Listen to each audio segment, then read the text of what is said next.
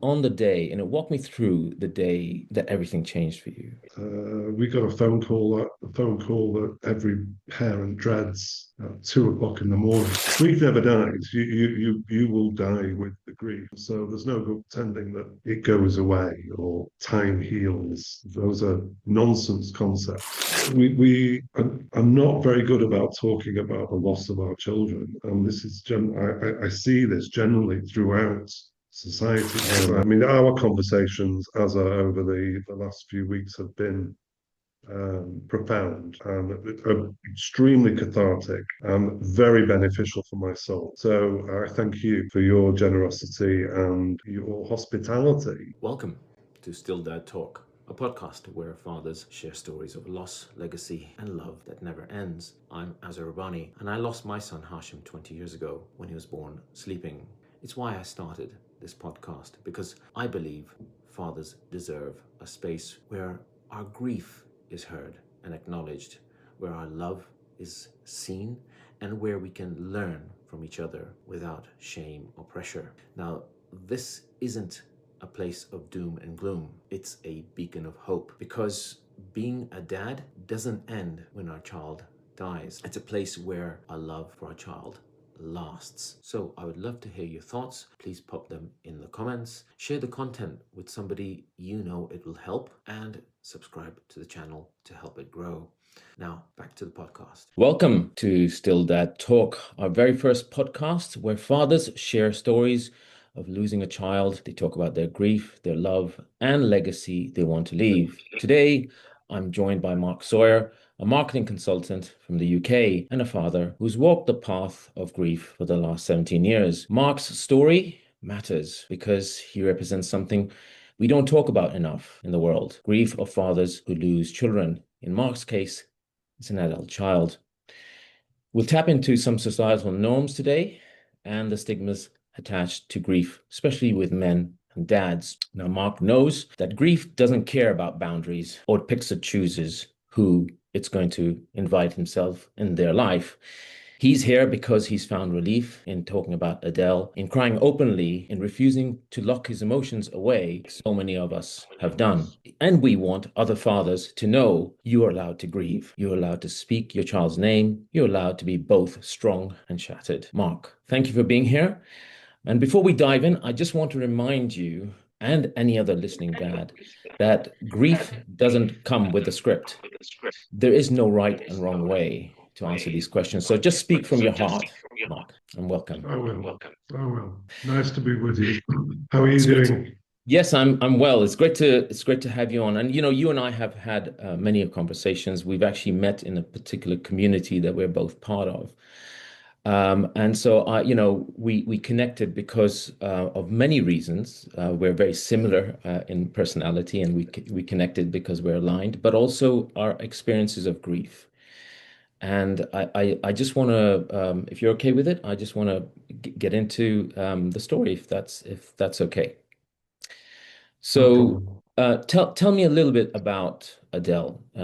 Who was she? So Adele was my my first daughter.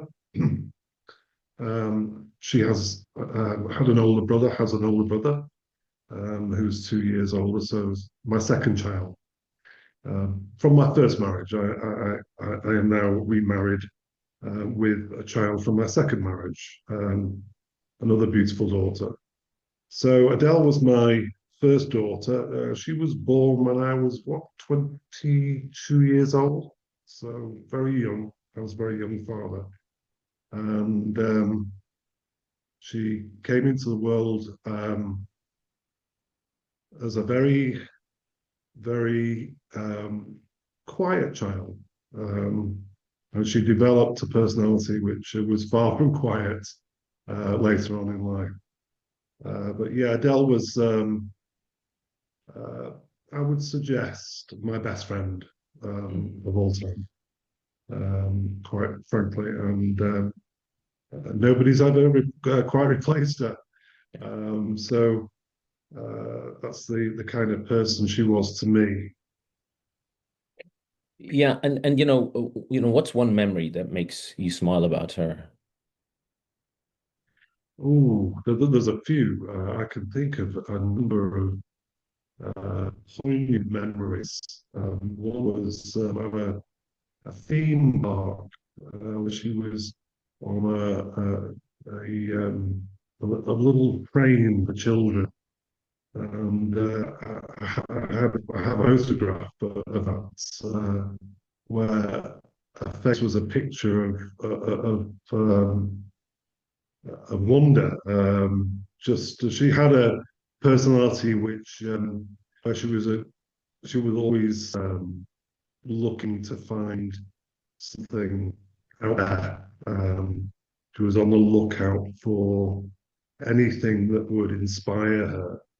And she maintained that kind of character throughout her life. So that was the very first memory I have, and I've got that picture very firmly in my head right now. Mm. Um, Many other things. I mean, no child is perfect, of course, and we had our ups and we had our downs as she went through her teens, and she was very much like most teenage children, difficult and stubborn and disobedient. But at the same time, you had a for people and a smile. Oh my God, a radiant smile. I sent you a photograph. I think you might just pop it into this podcast at some stage. Yeah. Yeah, we'll drop in Um, in the photo. Yeah. she had a radiant smile which lit up a room. I mean, genuinely did. I mean, I know all fathers, particularly bereaved fathers, and you hear it all the time on the news when a child dies. Their parents think that they are the best child that's ever been born. Truth is, they are for you as an individual, and everybody feels that way about their children. So yes, she became a very, very warm and loving person as she grew older. She worked extensively for charity, and uh, I can honestly, genuinely, hand on heart, say that she was loved by everybody who she met. She was a very open, kind, and giving person. I wish I could be the same. I'm afraid I'm not quite sure where she got those qualities from, but she probably developed them of her own accord. Yeah, it's interesting. I remember somebody telling me that our kids actually they don't come from us, they come through us. Yes. And and so, clearly she's developed those skills, those qualities, those attributes from both sets of parents, yourself and her mother. Um, on the day, walk me through the day that everything changed for you that day. Well, Adele was away. Well, she'd moved semi-permanently to New Zealand from the UK. She'd gone to live there with her fiance, and they were living in Wellington, in New Zealand, and it was springtime there. So it was November in the UK, but it was obviously November, it's springtime in New Zealand. So it was a very early snow, and she was a very keen skier and snowboarder. That was her passion in life. So as soon as the snow came down, uh, off she shot with her fiance for a snowboarding mission, and went up the Central Mountain, which is basically a volcano in the middle of the North Island of New Zealand. And that's tragically where she died, in a snowboarding accident. So obviously, with the time difference, we got a phone call that every parent dreads at 2 o'clock in the morning. And I remember distinctly the phone ringing. It was my wife's phone. It was on her side of the bed. She answered it. Obviously, who's phoning at this time of the night? Before I knew it, she was up out of the bed and out of the bedroom and in the bedroom next to ours. So I was immediately concerned, like, what the heck is going on here? So I got up and went into the adjoining bedroom, and she just put the phone down, and she said those words, Adele. What was that? It's o'clock in the morning. Um, you kind of feel a dream. You know, it's like this isn't happening. Immediate rejection of the whole concept. It was abstract and quite quite uh, crystallized in my memory. The It was obviously just a complete and utter shock. There was no, because when somebody dies in an accident, um, there is no warning. There is no preparation. There is absolutely nothing that you're not even thinking about the possibility. It's far from feasible, never mind possible in your head. So I just remember the complete rejection of the idea. You know, that was the initial thing, was that somebody got something wrong here, that something's not right, and this is a misinformation, this is a hoax. But obviously, very quickly realised that it wasn't. The phone call was from my son, who had received a word from her fiance from New Zealand. And there it was, well, it was probably late afternoon in New Zealand, 2 a.m. in the morning in the UK. So it was just, what can I say? The the numbness of it was just beyond explanation. Yeah. And you know, looking back, and I do want to move on to the other part of the podcast, but looking back on this, you know, in those first few days and weeks, what was the hardest part for you as a father? Well, first of all, it's acceptance of what has happened. And the hardest part is, of course, with being a man, and this is the whole point of this exercise, is that men will bottle it up, will try and put a cork in the bottle as quickly as they can.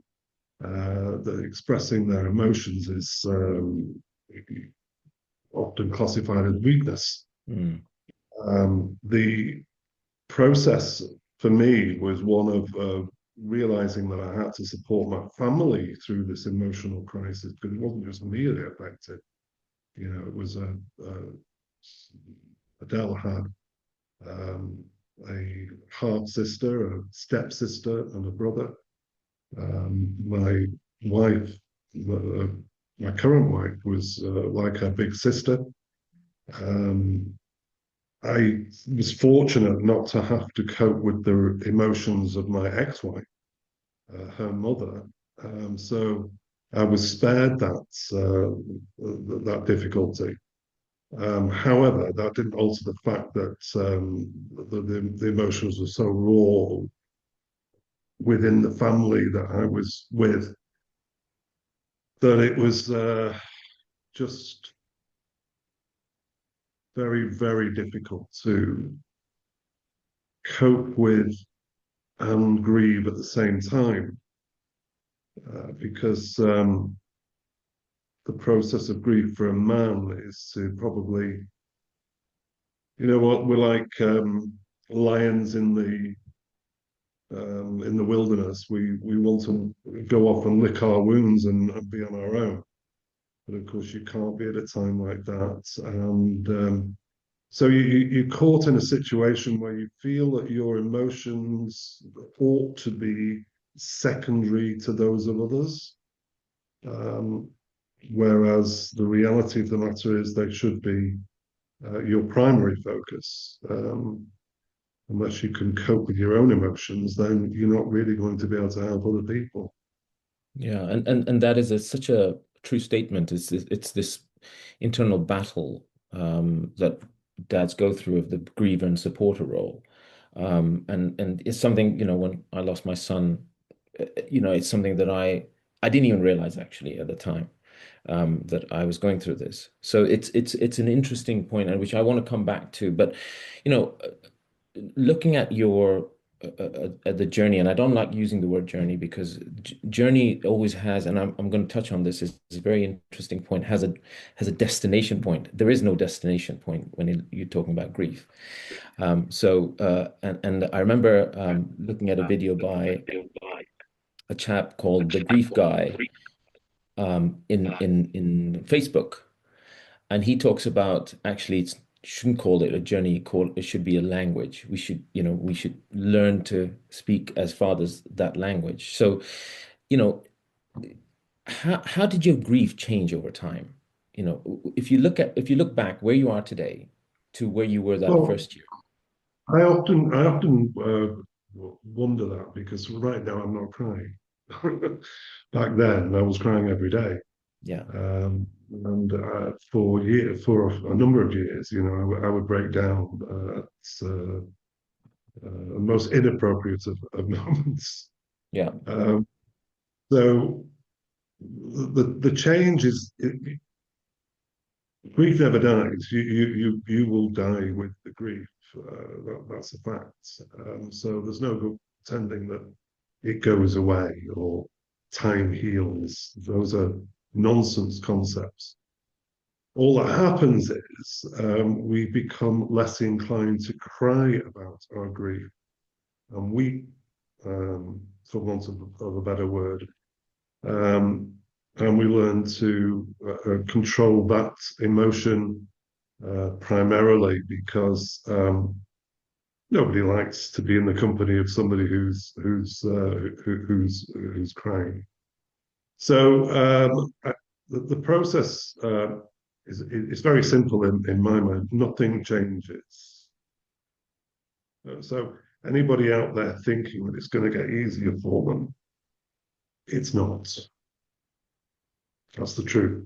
But you like all things, like if you lose a leg or you lose an eye, you learn to live with it. Mm, That is basically what you do with grief. You learn to live with mm, it. Doesn't make it any easier. It doesn't. There's no process of forgetting or getting over the person that you lost. That simply doesn't happen.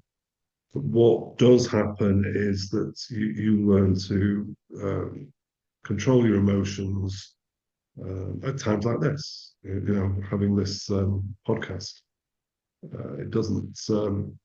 It's not easy to talk about it, but it's not a situation which immediately prompts tears mm. at this stage after 17 years. Yeah. But I don't think 7 months or 7 years or 17 years makes that much difference to the way that you feel inside about the tragedy that happened. Yeah. And it is that ache. I think the jagged edgedness of the grief does blunt over time, but it's the ache that I feel that's always there. And I think that that's very true. And for the sake of the listeners and dads who are listening to this podcast, I mean, you know, looking back in your journey, what helped you in your grief, and what didn't help, for example, in your grief. Well, let me just suggest this that tears are really, really important. If you've never cried about the situation, you need to cry because tears are uh, tears represent emotional release and they bring you some relief from the pressure of that grief. It's like Tears, it's like a weight pressing down in your shoulders, and tears seems to release that weight. It doesn't get rid of the problem, and it doesn't change anything. But tears are very important. I would encourage all men to cry. Number one. Number two, you need to talk. Talking is so powerful. Don't ever avoid talking about the person that you've lost. Um, we tend to do that, I think, when we lose children more than we do parents or siblings or aunties and uncles. We we are not very good about talking about the loss of our children, and this is I see this generally throughout society because I have another member of my family who has lost his son. So I know for a fact that he finds it virtually impossible to talk about. So talking is so important, and you need to find somebody to talk to. And there are plenty of people who will talk to you. You need to find that person to pour your heart out onto. I think that's a very so tears and talking would be two suggestions that I found that have helped me over the years. Did you ever feel invisible? I mean, during the time, because I've spoken to a lot of fathers and they feel quite invisible. I think especially when it's a firstborn or the family is quite young. It's kind of what I've also experienced. Invisible. I think that there is a perception of you of oneself being invisible. Whether you are really invisible to other people is another matter. I think that's a self-imposed introspective thing that you feel invisible. You feel as though you're not being seen. The reality of the matter is you are being seen, but people don't try not they don't want to upset you, so they don't they will avoid the subject. And I experienced this very soon after Adele died. um, I'd go shopping and I would see two people in the supermarket.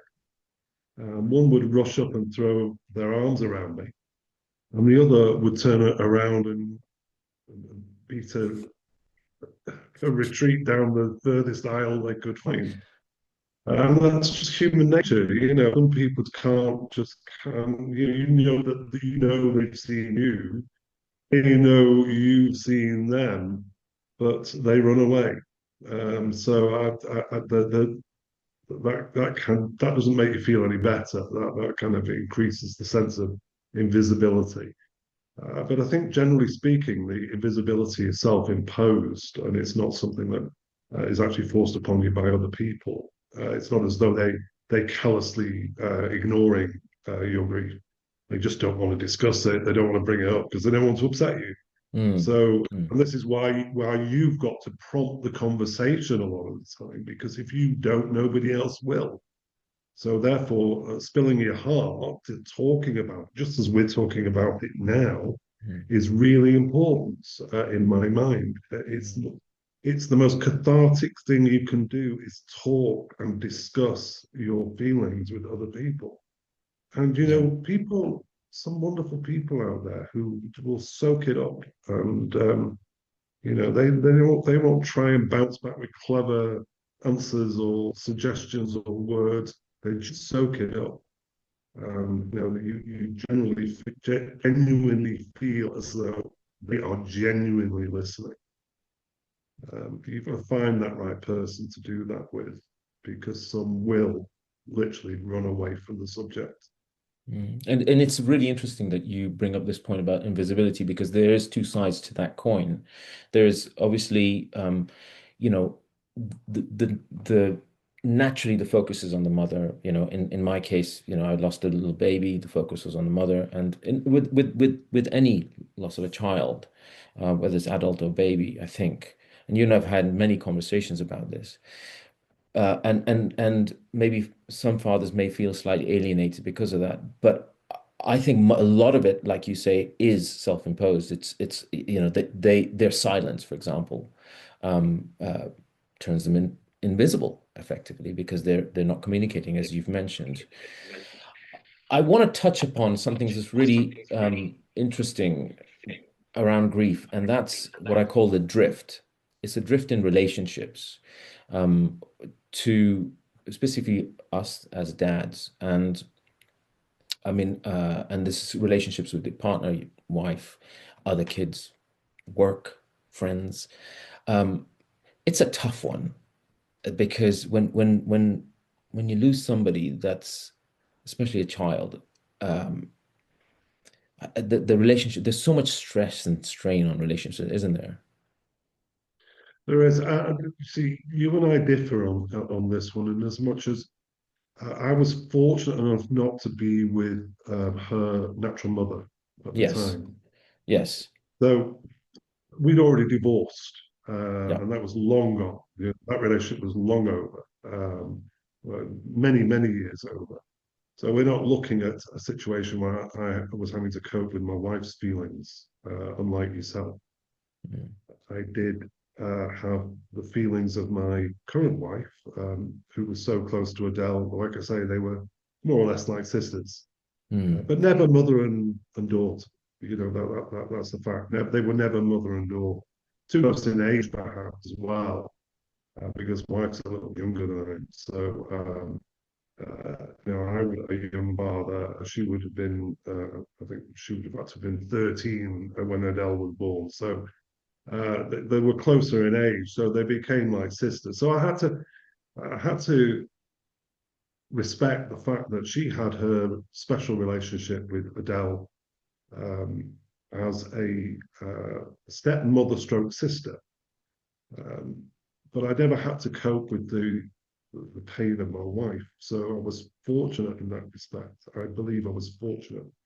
Now, my heart goes out to all couples who lose a child that belongs to them both, and they're having to live together because grief uh, does not marry well, if you understand what I mean.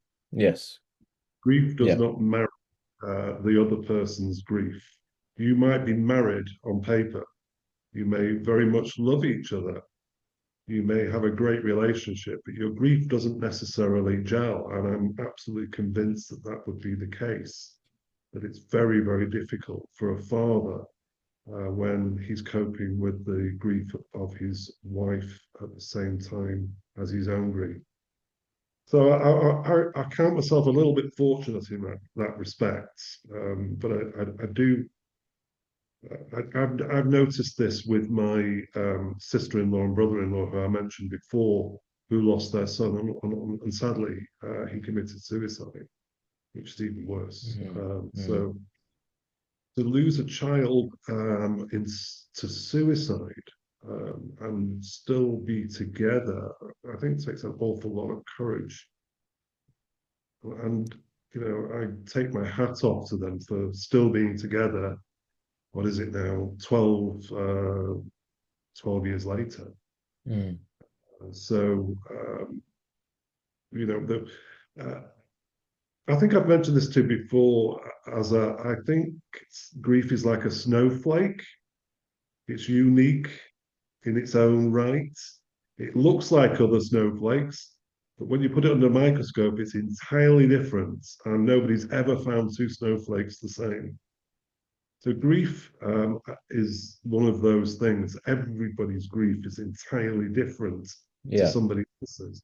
It comes under the same umbrella, and it comes under the same subheading, but it's different for everybody. yeah, There's no two ways about it. So we can't compare our own grief with another person's. All we can do is say, I think I know a little bit about how that feels.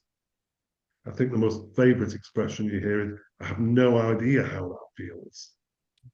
So, that's become a sort of almost like a common phrase these days. I have no idea how it must be feeling. The truth of the matter is, we have some idea how somebody feels about grief because everybody at some stage has suffered grief of one kind or another, be it the loss of a parent, be it loss of a grandmother or an auntie or an uncle. So we all know what grief is, and we all know how it's generally shaped, but we do not know for certain how it feels for somebody else. Yeah, it's a really interesting point. I mean, my marriage didn't survive, not entirely because of the loss of our son. I mean, there were other things, and this was 12 years later. But I do recollect the grieving styles, and I didn't understand it at that time. And there is no right and wrong in this. It's just really understanding those styles, and I had no one to talk to about it at that time. So it's a really tough one because unconsciously, I wanted her to speak to me. I'm quite an open kind of guy, and she struggled with that. So and it's like for me, it was like trying to plug a round peg in a square hole type thing, and it wasn't working. So it's really tough, and in most cases that I've spoken to with dads, it's the other way around where the father goes very quiet. But ours was slightly different.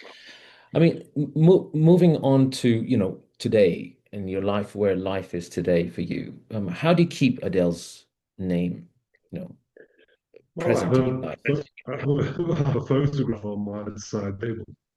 So that's how proud of place on my bedside table. So I see her every morning and every evening. Um, uh, I was digging out the picture that I sent you. It's not the same picture that I've got on my bedside table, but nonetheless, when you come across a picture that you've forgotten about, you just it pops up in one of your folders. You go, oh my goodness, well. Yeah, So yeah, you keep the memory alive with the photos. Um, yeah, you keep your memory alive with their little sayings that they used to have with you. The stuff that you go, that's an Adeleism, you know.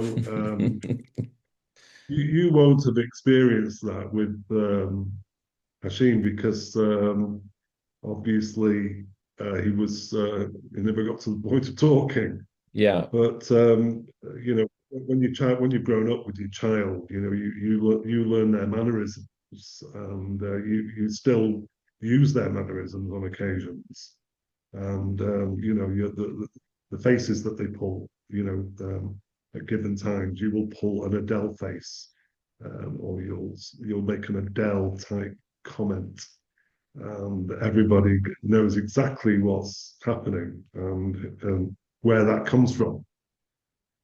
So those are the kind of things that you do to keep the memory alive. Uh, Life is very short.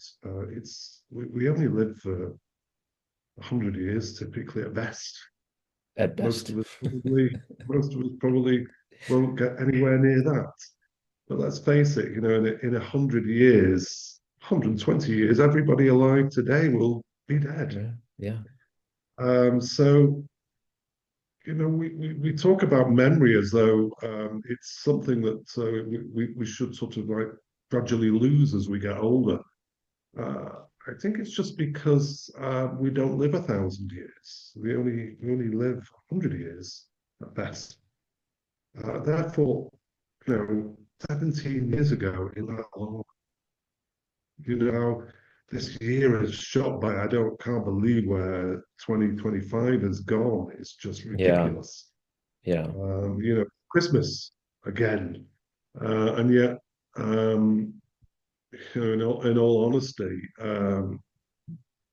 it could be Christmas um, 1998 for the difference that it makes in terms of the passage of time being so quick.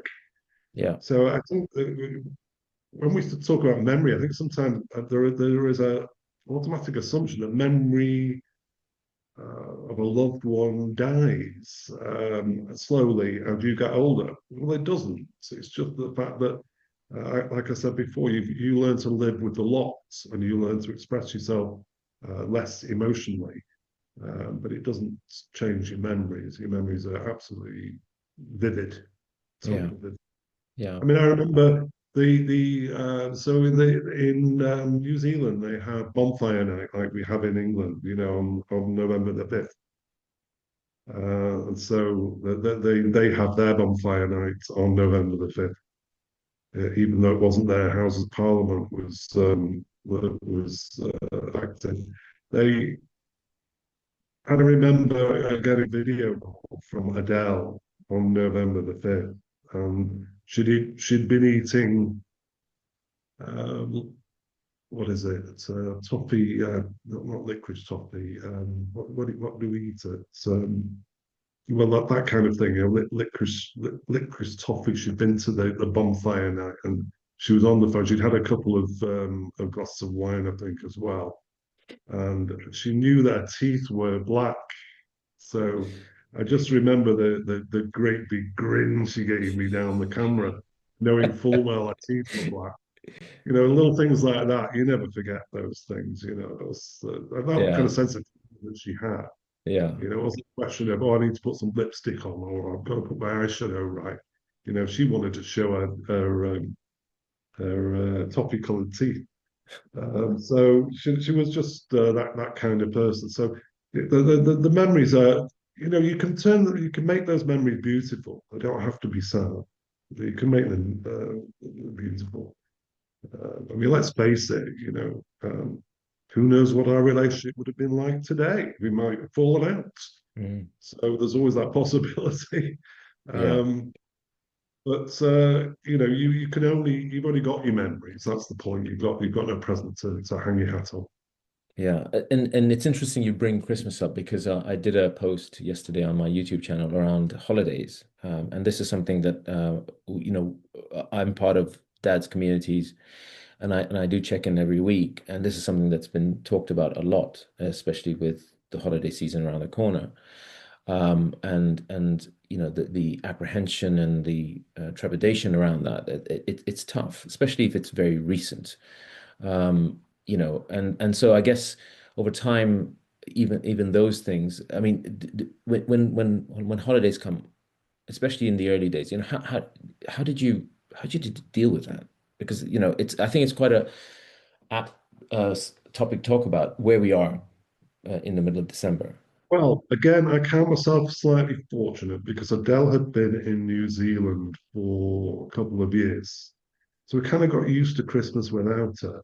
Right, Having said that, very sadly, we were supposed to be going for that very same Christmas. So in November, it was November the 8th, 2018, when the tragedy happened. And we were due to fly to New Zealand halfway through December and spend right. Christmas there with her. So obviously that was all cancelled. Um, so yeah, this is a very difficult time of year for me. I never really enjoyed Christmas. To be honest with you, it's also become Christmas has almost become a burden to me Mm. because your feelings are why we're like this. I do not know. But why is it that when that time of year comes around, we suddenly, you know, get the feelings, the resurgence of feelings that we had at the time? Why do we not get them, at the beginning of April? For me, it's November. For me, it's November, December. Those are the dark months. Yeah, And, I can't wait for the new year to begin. It doesn't mean to say I don't enjoy Christmas. I do enjoy Christmas with my family, and we do. I've got two other beautiful daughters, a stepdaughter and a full daughter. I'm very fortunate to have other children.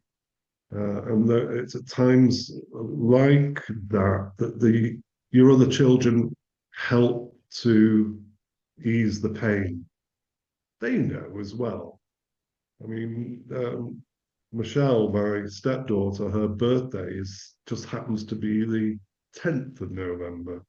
Well, how damned inconvenient that is, you know? Because not only does she know that the 8th of November is the anniversary of Adele's death every year, but her birthday comes 2 days afterwards. So but we put that to one side, and we celebrate her birthday with gusto, just like Adele would. Yeah. So we have to always remember, particularly, it's not so easy for you because of the age of Hashim when he died. I can imagine that personally because I'm talking about adult age. Adele was 29 years old, so she was an adult. So she was probably not long off being a mother. Fiance and her were were about to announce their engagement. So I imagine right now that she would be a mother, and she'd have a kids, and maybe she'd be back in the UK. Maybe she'd be still in New Zealand. I don't know. It's always tough. It's always tough because Hashim passed away on my nephew's birthday. So he's 32, and I never brought it up. My ex-wife never brought it up because it was his day, and I'm quite close to him. And the two or three things that are really, really poignant, that was one. The other one was that my younger brother's oldest was 4 months down the line from Hashim. He's 20 this year, 21. And every time I see him, it reminds me of my boy. And it's those, and I do want to talk about this because I think this is really interesting. For a very long time, I used to say, and I stopped saying it, I'm glad that my son didn't breathe, because even if he had opened his eyes and took a breath and then left, it would have been a lot harder. I think that's unfair to me to even say that, because grief is grief. You've said this, grief is grief. It doesn't matter. And it didn't give me, over time, it didn't give me that solace that I was looking for. So you lost Adele when she was 29. How is that different from, do you think, losing different from losing a baby or a young child? Or is it exactly the This is same? what I I mean, mean about this. This is the snowflake yeah. issue, because it's different. It's different for everybody. There are no two identical situations. I mean, I'm sure other people have died in snowboarding accidents, but their parents might feel completely different about the subject. The interesting thing was, and I'm sure this is true in most tragedies, when a tragic death occurs, you want to know if it was quick. It's almost like, I need to know, did she suffer? Did she suffer? And I'm sure that she did. And it was a blow to the head. It was instantaneous. She wasn't wearing a helmet. So anybody listening who goes snowboarding, what I say is, you're going to wear a helmet. If you don't wear a helmet when you go skiing or snowboarding, then watch out. So I wanted to know the nature of the death, and this is quite weird. That why would you want to know the nature of the death? But you did, because for some reason, it's important to you to know that your daughter did not suffer. In your particular case, I can imagine how you feel when you say it kind of gives you relief that Hashim didn't breathe. Now, I can understand that, because it's actually therefore represents no suffering. Yeah.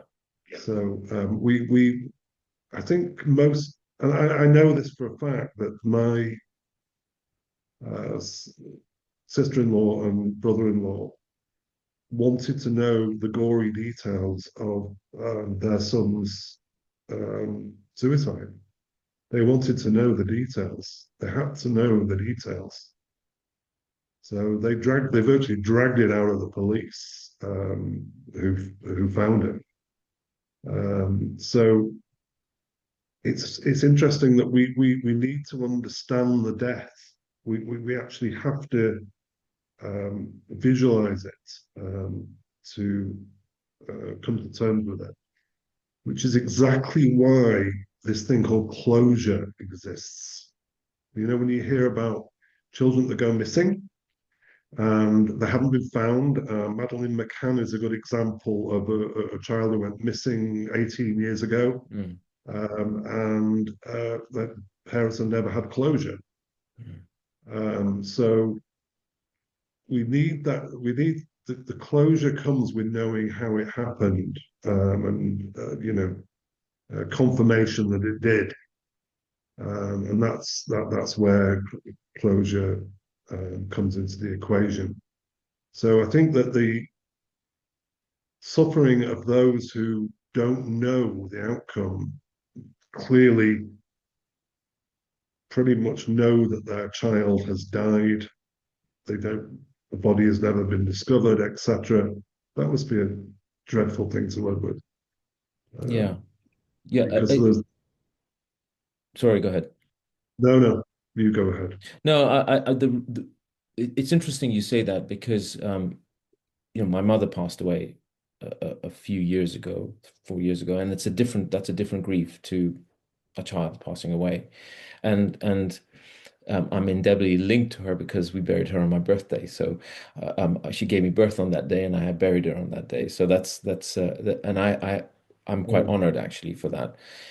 But she died alone in hospital, and we wanted to know. We Yes. all four of us wanted to know, and she suffered. She suffered alone, and it wasn't Hmm. COVID. It was a standard operation in Brompton Hospital in London. And when I went in to see her, they had all sorts of pipes and they tried to clean her up. And she was supposed to come home that day, and and we sat through the gory details. There was an inquest and all of that sort of stuff. We Mm. had to know. And you're so Yes. right. Strange, isn't it? You're so You know, right. it's something strangely you don't want to you want to take and you don't want to run away from. It's actually something you want to run toward, and I can never quite understand why we need to know the detail. Somehow we do. And does it bring us comfort? Not necessarily. In some cases, it must make it even worse. But by the same token, the needing to know bit is really important, Yeah. Yeah. which is why my heart goes out to parents who have lost children and they don't know where they are. Yeah.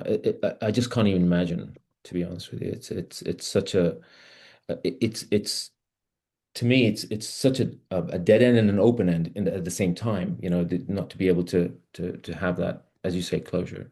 Um, I'm just conscious of the time, and we're coming to the end of the podcast.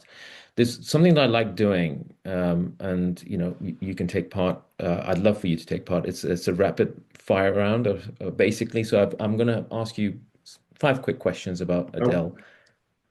you're talking to a 69-year-old guy whose brain cells are a little bit grey these days, but by all means, by all means. Okay.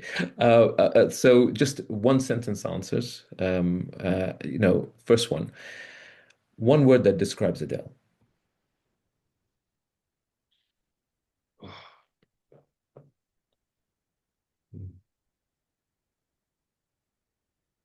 Gracious.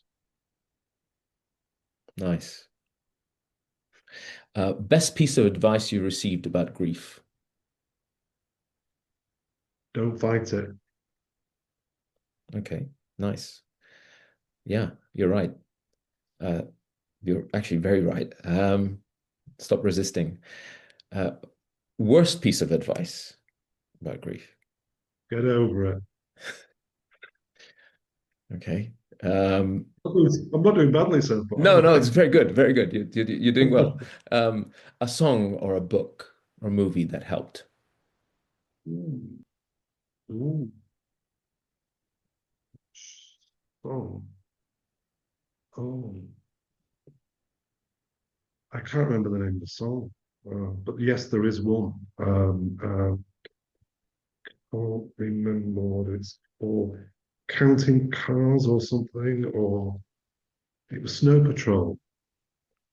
So Snow Patrol, and it was around about the time of Adele there, Okay. and that song just every time I hear it reminds me of Adele. I think it was a favorite song of hers as well at the time. So I think it was Snow Patrol, and I think it's something to do with cars. Yeah, I Counting. do remember. Snow Patrol was the group, wasn't it? Was it? Yeah, Yeah, yeah, yeah, Snow I Patrol. do remember. Yeah. So Yeah. that's the one song that comes to mind. Okay. And Okay. a film. Oh dear me, I can't think of one. Can't think of one. No problem. This it reminds me of Adele. Good. Okay. Last one. If you could say one thing to Adele right now, what would that be?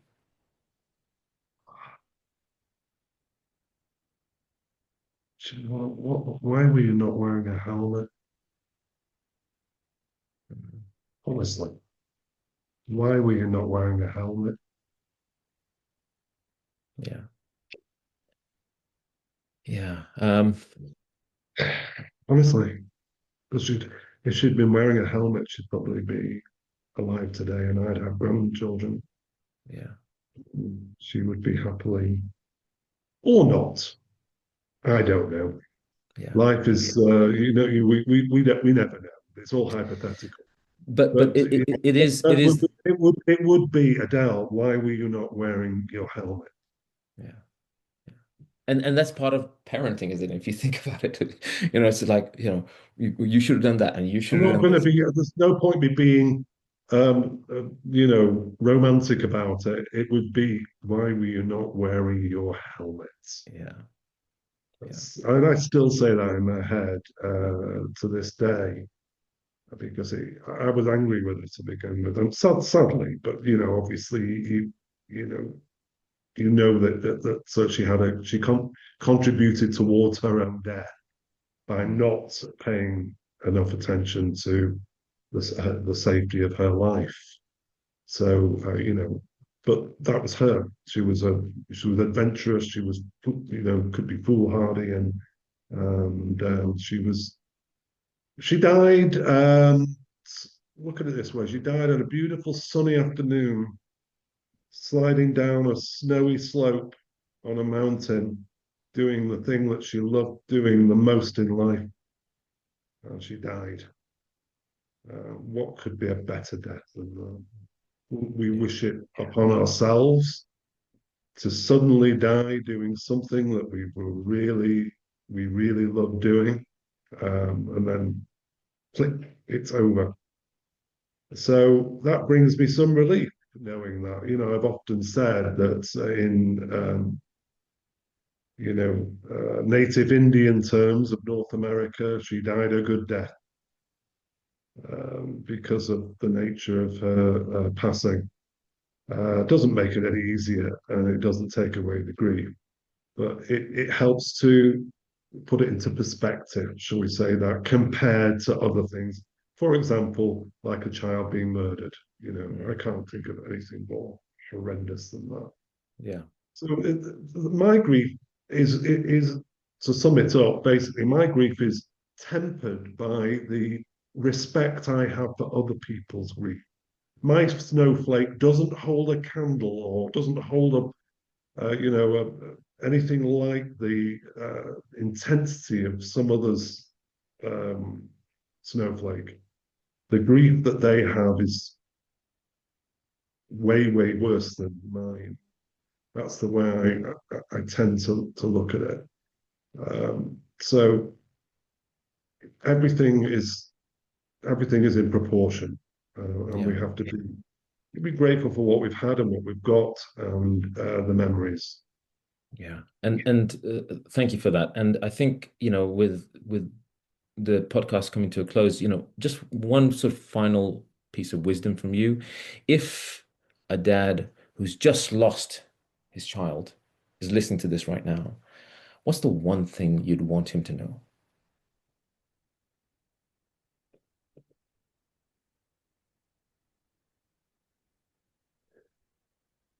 The one thing I would want him to know is that you will never get over it. So no, don't even begin to think you will. That's the one thing I would just say. I would say that to anybody who has lost a child. My cousin has just lost this week, as you know, her Yeah. daughter, who was around about 50 years of age, died of cancer. I think in fact, I know that the memorial is being held in Colorado pretty much in the next hour. So um, it doesn't make any difference what age she was. But I said to her, I'd like to say to you that it will get better and you will think it will be easier, but that would be a downright lie. Mm. Okay, so I would just say this: don't expect to get over it.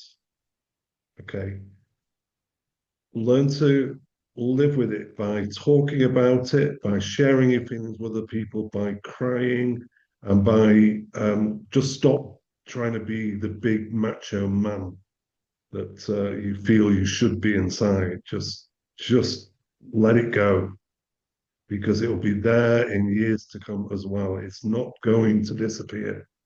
Mm. Yeah. And Yeah. that's perhaps not the answer you wanted. You probably wanted words of comfort, but I To be can't honest with offer you, them. no, no, no, no, absolutely. I mean, I would agree with you.